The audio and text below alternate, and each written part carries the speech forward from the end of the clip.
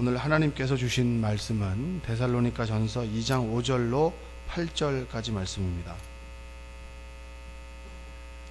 데살로니가 전서 2장 5절로 8절입니다. 교독해서 읽고 마지막 구절을 함께 읽겠습니다. 너희도 알거니와 우리가 아무 때에도 아첨하는 말이나 탐심의 탈을 쓰지 아니하는 것을 하나님이 증언하시느니라.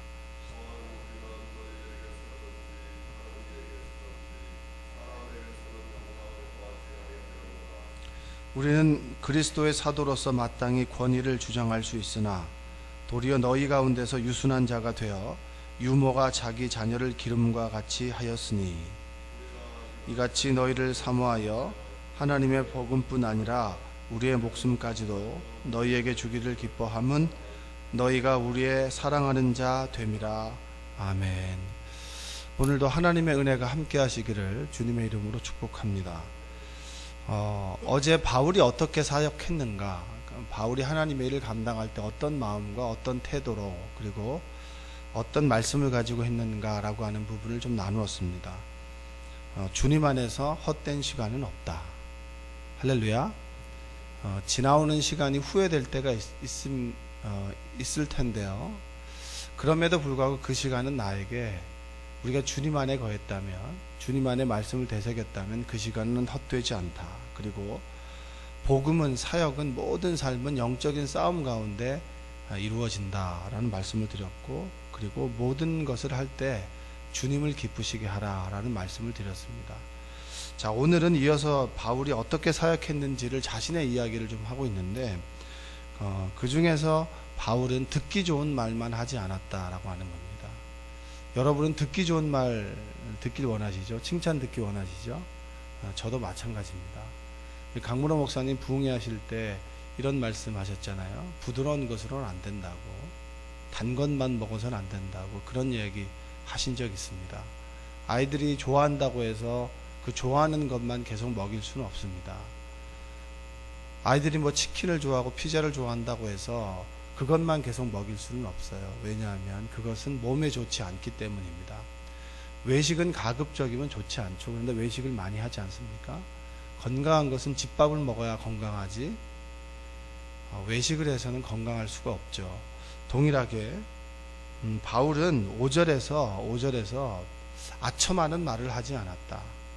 너희들을 기쁘게 하기 위해서 너희들의 마음을 기쁘게 하는 말만을 하지 않았다라고 얘기를 합니다. 5절 다시 한번 읽어볼까요? 너희도 알거니와 우리가 아무 때에도 아첨하는 말이나 탐심의 탈을 쓰지 아니한 것을 하나님이 증언하시느니라. 이렇게 얘기합니다. 아첨하는 말을 하지 않았다. 듣기 좋은 말만을 하지 않았다라고 합니다. 듣기 좋은 말을만 하지 않았다. 여러분, 예배는 하나님의 거룩한 이 제단에서 하나님의 거룩한 말씀이 거룩한 주님의 백성에게 성령의 인도하심 따라 전해지는 것이 바로 예배입니다. 할렐루야. 그런데 어느 순간에 하나님의 말씀이 선포되는데 그것을 나에게 주시는 말씀으로 받고 하나님께서 나에게 주시는 말씀으로 받아야 되는데, 나를 찌르는 말씀 앞에서 목사님이 나를 때리네 라고 그 말씀을 받아들이는 사람이 있습니다. 강단에서 행해지는 그 말씀이 사적으로 바뀌고, 그리고 목사님이 참 좋은 말을 하네 라고 바뀌는 그 순간부터 우리의 영적인 양식은 더 이상 양식이 될 수가 없습니다. 이 강단에 선포되는 말씀이 하나님께서 이 예배자, 이 목회자를 통해서 주시는 말씀이다라고 하는 것이 흔들리지 않는 그런 믿음 갖게 되시기 바랍니다. 그걸 자꾸 흔들고 그리고 뭐 이러니 저러니 하는 그 순간부터 여러분, 우리의 신앙의 진보는 이제 멈추게 되는 거예요. 많은 사람들이 신앙이 성장하다가 멈춰버립니다. 산을 올라가다가 좋은 냇가가 있으면 거기 멈춰서 발을 담그고 잠깐 쉬었다가 다시 올라가야 되는데, 대부분의 사람들이 그 유원지에서 멈춰버리고 그리고 여기가 좋사오니라고 얘기를 합니다. 변화산에서 제자들이, 베드로가 이 초막 셋을 짓겠습니다 라고 했을 때 예수님께서는 그걸 원하지 않으셨습니다.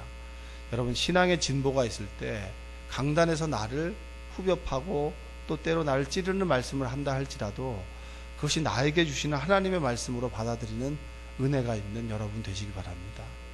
왜 그렇게 했느냐? 바울이 왜 사람들을 기분 좋게 하는 말을 하지 않았느냐? 그것은 바로 6절 말씀에 보니까 읽겠습니다.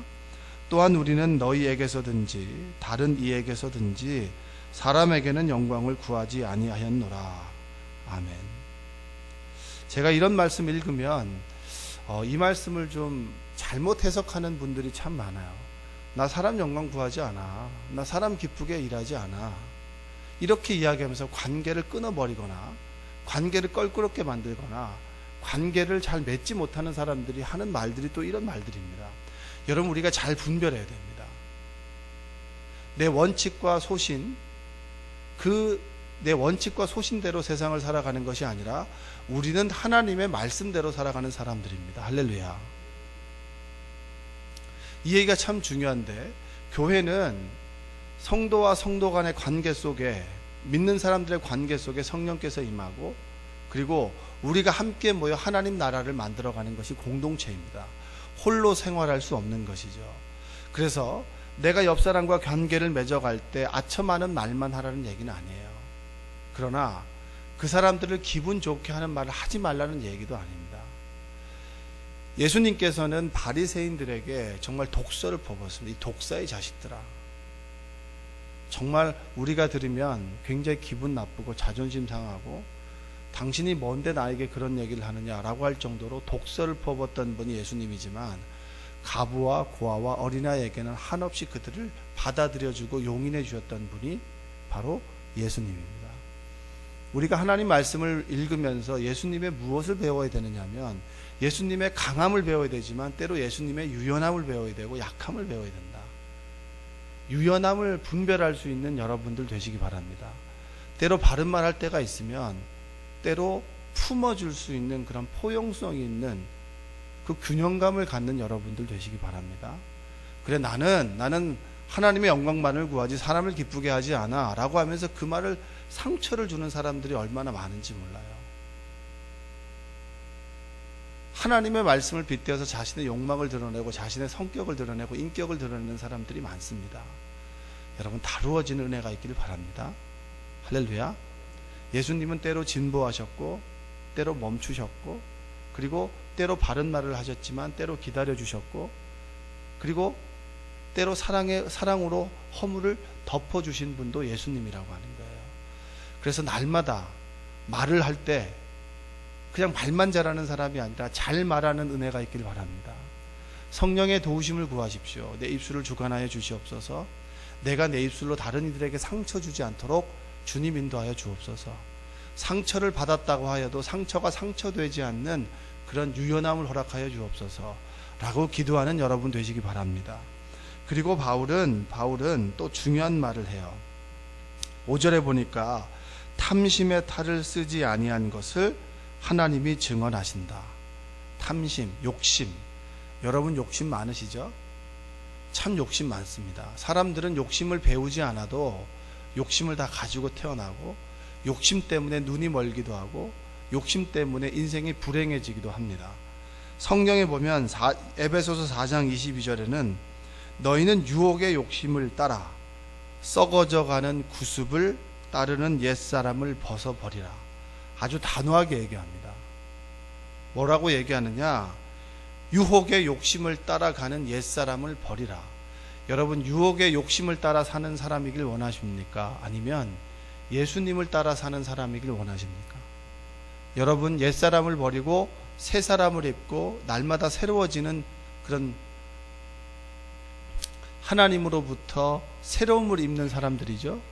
그러면 날마다 주님의 말씀 앞에서 나의 욕심을 비춰보고 하나님, 제가 이것이 욕심이었음을 주님 고백합니다 라고 욕심을 깨닫는 그런 은혜가 있길 바랍니다. 그리고 야고보는 이렇게 얘기합니다. 욕심이 잉태한 즉 뭐를 낳습니까? 죄를 낳고 죄가 장성한 즉 사망을 낳는다. 따라서 한번 해볼게요. 욕심이 잉태한 즉 죄를 낳고 죄가 장성한 즉 사망을 낳느니라. 모든 죄의 근원에는 욕심이 있습니다. 과욕을 부리지 마세요. 과욕. 내 자식의 용량이 이 정도면 이 정도에 만족하는 것이 은혜지, 용량이 이 정도인데 자꾸 이 정도를 늘리는 거, 그리고 내가 가지고 있는 재주가 이 정도인데 자꾸 다른 사람과 비교해서 과욕을 부리게 될 때 거기서부터 늘 문제가 생깁니다. 지적으로 뛰어난 아이가 있으면 이 육신으로 하는 일이 뛰어난 아이가 있겠죠. 그러면 그것을 바라보는 은혜가 있길 바랍니다. 하나님께서는 분명한 것은 우리의 인생 가운데 욕심을 다루세요. 욕심과 하나님은 함께 갈 수가 없습니다. 욕심을 하나님 말씀 앞에 깨닫고 날마다 하나님 앞에서 내가 깨어지고 부서지는 것을 경험하는 사람은 고생하지 않지만, 그 욕심을 정말 부여잡고 살아가는 사람들은 하나님 앞에 크게 혼나거나 크게 교육을 받을 수밖에 없어요. 그게 바로 하나님께서 우리를 사랑하는 방식이고 은혜를 주시는 방식이라고 하는 겁니다. 욕심 많습니다. 사람들 정말 욕심 많아요. 저도 욕심이 얼마나 많은지 모릅니다. 그런데 인생의 어느 한순간에 하나님께서 내 욕심을 다루는 그 순간이 있더라고요. 그 순간에 하나님 앞에 욕심이 다루어질 때 하나님 감사합니다. 내가 비로소 고난 가운데 내 욕심이 얼마나 강한지, 내 욕심 때문에 얼마나 눈이 멀었는지, 내 욕심 때문에 내 가족을 그리고 내 옆에 있는 사람들을 얼마나 아프고 힘들게 했는지를 주님 고백합니다. 내가 얼마나 욕심 많은 인간이라고 하는 것을 하나님 앞에서 발견하고, 하나님, 제가 거룩한 하나님의 꿈을 품겠습니다. 나의 욕심이 하나님의 꿈으로 변해가는 여러분들 되시기 바라요. 욕심 없이 살라고 하는 얘기는 아니에요. 그러나 그것이 탐욕이 되고 그 탐욕이 하나님의 영광을 가려버린다면 그것은 하나님이 싫어하는 것이라고 하는 것. 바울은 뭐냐? 탐심의 탈을 쓰지 않았다. 나는 데살로니가 교회에서 21일 동안 핍박과 여러 가지 어려움 속에서도 하나님의 영광을 위해 살았고 나의 욕심을 구하지 않았다. 나의 이름을 구하지 않았다. 라고 하는 고백이 바로 이 절절한 고백입니다. 여러분과 제가 욕심을 구하지 않고 나를 드러내지 않고 하나님을 드러내고 내 배를 채우는 것으로 늘 만족하지 않고 하나님을 기쁘게 해드리는 그런 귀한 은혜가 있길 바랍니다. 그리고 마지막으로 제가 참 이 구절을 좋아하는데요. 7절 한번 읽어보겠습니다. 시작. 우리는 그리스도의 사도로서 마땅히 권위를 주장할 수 있으나 도리어 너희 가운데서 유순한 자가 되어 유모가 자기 자녀를 기름과 같이 하였으니. 아멘. 담임 목사님 항상 이런 얘기를 해요. 목사는 설교도 중요하지만 염화칼슘이 어디 있는지 알아야 된다고. 그리고 교회 일은 목사가 다 하는 거라고. 교인들이 도와주면 땡큐라고. 이 말에 아멘하지 않는 여러분 되시기 바랍니다. 그래, 목사님들이 다 교회 청소도 하고 다 해야지. 이렇게 또 받아들이는 사람이 꼭 있더라. 그런데 여러분은 아니시죠? 그렇죠? 교인들이 도와주면 땡큐야. 전 그 말이 참 좋아요. 거룩한 화려한 좋은 옷을 입고 화려한 곳에서 정말 수사학적인 그런 설교를 하는 게 목사가 아니라 굳은 일 감당하고, 그리고 화장실 변기, 여러분 그 화장실에 있는 그 머리카락 내려가는 거 그거 건져본 적 있으세요? 제가 3년 동안 건졌거든요. 저 외에는 아무도 그거 건진 사람이 없어요. 어느 날은 내가 이것까지 해야 되나 라고 싶은데 한 3년 지나니까 참 내가 이거라도 할 수 있으니 감사하다는 생각이 들었어요. 여러분, 굳은 일을 감당하는 거, 내가 이 사람보다 다 내 육신을 따져봐 다 괜찮아. 그런데 그거 접고 낮아지고 무릎 꿇고 그 사람의 눈높이로 낮아질 수 있는 거, 그거 예수님이 한 거 아닙니까? 내가 진짜 나이가 얼만데, 내가 배운 게 얼만데, 내가 가지고 있는 게 얼만데, 내가 이런 일까지 해야 돼? 그런 일까지 할 수 있는 게 신앙이다. 할렐루야. 바울이 그거 했잖아요. 바울이 지식적으로는 대단한 사람입니다. 여러분, 그의 서신이 성경이 되었습니다. 여러분 쓰는 편지가 다른 사람들이 회자되고 여기서 신학적인 지식을 뽑아내고 여기서 신앙의 원리들을 뽑아낸다. 그것이 가능하겠습니까? 가능하지 않아요. 그만큼 지식이 뛰어나고 그리고 정말 공부를 많이 했던 사람임에도 불구하고 그는 낮아져서 핍박을 받으면 얻어맞는 대로, 그리고 하나님 가라 하시면 가는 대로 유연한 믿음의 사람이 되었습니다. 여러분, 이제까지 이게 얼마나 대단한 겁니까? 여러분, 신앙생활하면서 자존심 좀 상했다고 교회 안 나온다고, 내 자존심 좀 상했다고 나 이거 안 한다고, 나 자존심 좀 아프게 했다고 목사님 어떻게 그렇게 할 수 있냐고. 우리 늘 그렇게 하지 않습니까? 어떻게 너가 나한테 그럴 수 있니? 내가 너한테 해준 게 얼만데. 그 얘기 안 해본 사람 없지 않습니까? 여러분, 자존심 버리는 은혜가 있길 바랍니다. 저도 결혼 생활을 좀 하고 이제 아이들이 학원도 다니고 이렇게 학교를 다니다 보니까 자존심이 우리 아이의 학원비를 대주지 않는다라고 하는 걸 제가 깨달았어요. 자존심으로 세상을 살아가는 게 아니구나. 그걸 깨달았습니다.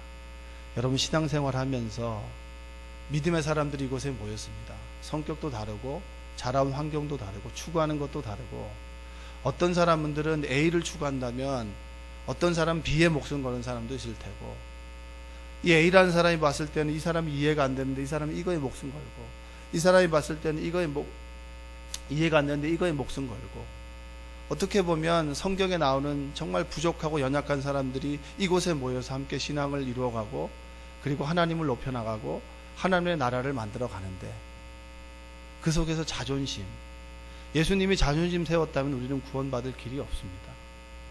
내가 자존심이 상하고 아프고 힘들 때 어떻게 저 사람이 날 저렇게 무시하는 말을 할 수 있나? 어떻게 저 사람이 나한테 저런 말을 할 수 있지? 라고 마음 아프고 힘들고 눈물 날 때, 예수님도 자존심 꺾었지. 바울도 자존심 꺾었지. 그리고 하나님 일 감당했지. 하나님 보신다. 할렐루야. 내 마음 하나님 아신다. 그리고 내가 이렇게 아파하고 그리고 아둥바둥 하나님을 감당하려고 하는 거 하나님 아신다. 기도할 때 하나님 아시죠? 새벽에 나와 그 기도하는 거예요. 그러면 그 사람은 몰라도 하나님은 내가 알고, 하나님께서 나의 인격을 자꾸 날마다 만들어 가시면 내가 어느 순간에 하나님의 인격의 사람이 되고 그리스도의 향기가 나는 사람이 되면 나로 인해 하나님의 영광이 드러난다. 여러분, 그 믿음 가지시고 때로 자존심이 상하고 아프고 힘들어도 주님 말씀 부여잡고 하루하루 한 발짝 한 발짝 달려나간 은혜가 있길 바랍니다. 바울이 그 사역 했잖아요. 데살로니카에서 무슨 말을 했는지 몰라도 바울이 정말 아첨하는 말 하지 않았구나. 사람들 기쁘게 하기 위해서 늘 혀에 발린 말 하지 않았구나. 때로 그 사람에게 믿음의 권면을 할 수 있다면, 그리고 그 사람을 품어줄 수도 있는 유연한 말을 했구나. 그리고 늘 순간순간 찾아오는 그 욕심, 늘 하나님 앞에 내려놨구나. 그리고 욕심 부리지 않고 하나님의 거룩한 영광 위에 살아갔구나.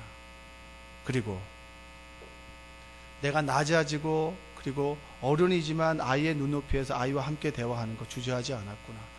때로 제 자존심이 좀 무너지기도 하고, 저 사람이 나를 무시하나? 라고 하는 열등감이 들 때도 있고 여러 가지 마음이 들 때도 있지만, 바울이 그런 마음으로 예수님을 닮아 그렇게 살겠구나. 나도 그렇게 한번 살아봐야지. 그러다가 넘어지면 주님 전에 와서 기도하고, 아버지, 저에게 힘이 없네요. 내가 말씀 따라 살아가길 원합니다. 저에게 좀 힘 좀 주세요.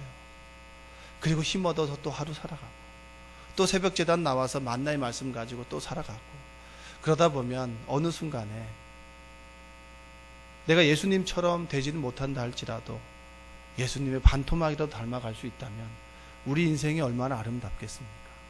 여러분과 제가 함께 힘 모아서 예수님의 모습으로, 그리고 생명나무교회 정말 우리가 함께 모아서 하나님 나라를 만들어가고, 하나님께서 세우신 큰 비전이 있잖아요. 캄보디아를 품고 캄보디아 그 나라를 변화시키기 위한 이 생명나무교회 비전을 위해서 기도하고, 그리고 강단에 선포되어지는 말씀, 우리 담임 목사님 말씀, 하나님 그 말씀 가운데 내가 은혜를 얻길 원합니다. 우리 목사님 권능으로 붙잡아 주시고 붕에 가실 때 사단과 마귀 틈타지 않도록 도와주시고, 건강 지켜주시고 날마다 기도해요.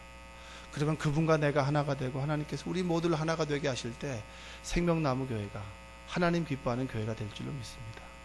여러분, 새벽마다 기도하실 때 꼭 우리 목사님 위해서 기도해 주세요. 그리고 생명나무교회가 이 캄보디아 이 국가를 변화시키기 위한 이 교육을 하기 위해서 에듀빌리지를 만들어 가고 있습니다. 여러분, 돈으로 세워가는 거지만 돈 아래에는 하나님의 비전이 있고 기도가 있어야 됩니다. 그거 왜 그거 하지 마시고 하나님께서 우리를 택하셔서 그것을 해주신다고 하면 물질은 분명히 가지고 계신데 기도하는 여러분들의 삶을 통해서 물질을 흘려보낼 텐데 여러분 그 복을 기대하시고 날마다 기도하시고 거기 있는 선교사님들 이영기 목사님 그 가족을 위해서 기도하십시오. 지금 언어 공부하고 있습니다.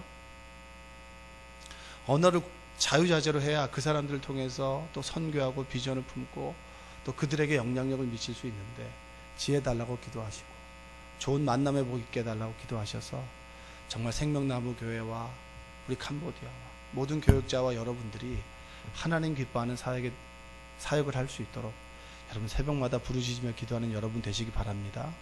자, 우리 아까 했던 찬송 1절 하시고 우리 기도 제목 가지고 제가 말씀드린 기도 제목을 가지고 또 주신 말씀 가지고 우리 함께 기도하겠습니다. 337장입니다.